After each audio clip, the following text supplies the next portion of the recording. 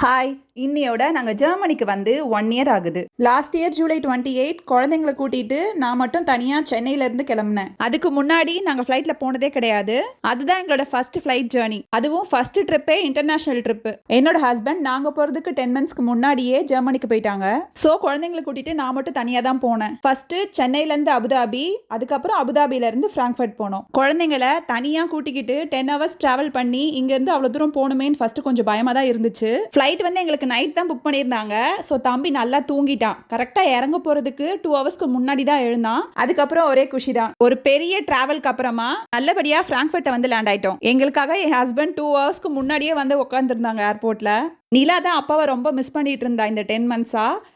அப்பாவை பார்த்து தான் அவளுக்கு ரொம்ப ஹாப்பி. இந்த வீடியோ உங்களுக்கு பிடிச்சிருந்துச்சுன்னா ஒரு லைக்கை தட்டி விட்டுட்டு மறக்காமல் நிலா டேல்ஸை சப்ஸ்கிரைப் பண்ணுங்கள். நெக்ஸ்ட் இன்னொரு வீடியோவில் பார்க்கலாம். பாய்.